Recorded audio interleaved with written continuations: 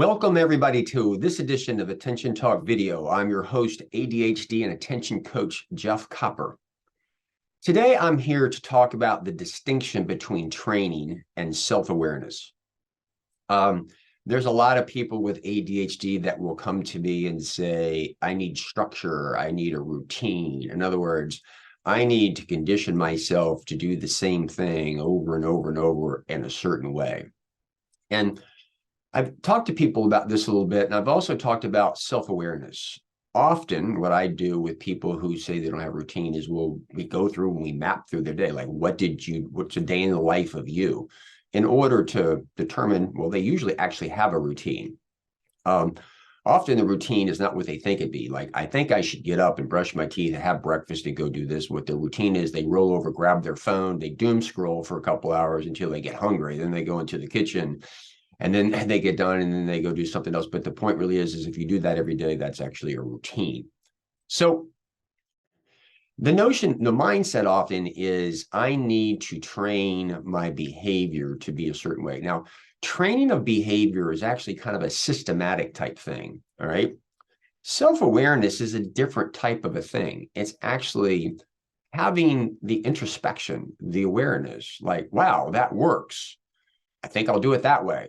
There's an old, wow, I could have had a V8.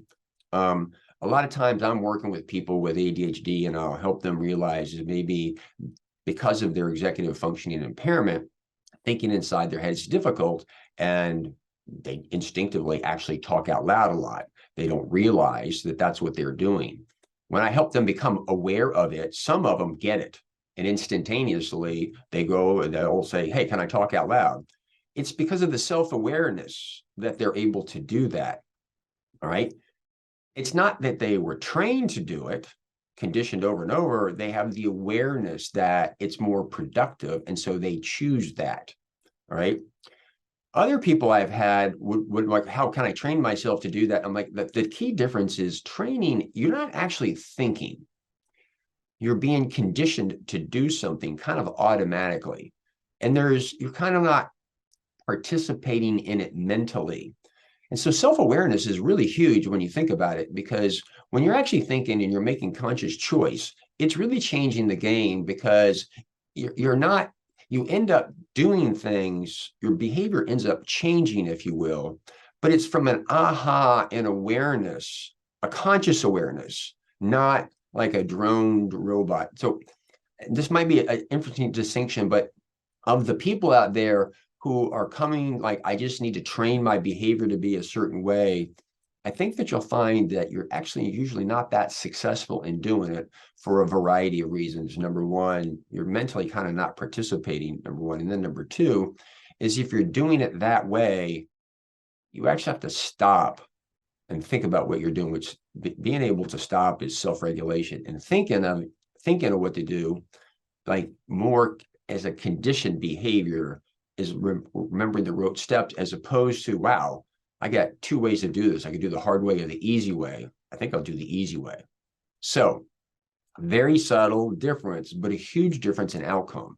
And that's why I harp so much on self-awareness. If you become aware of something, it's your behavior will change, because that's easier to do. Or I realize I'm going to go into the wrong place. So anyway, I know some people are scratching their head over this one a little bit, but I still wanted to try to get that out there.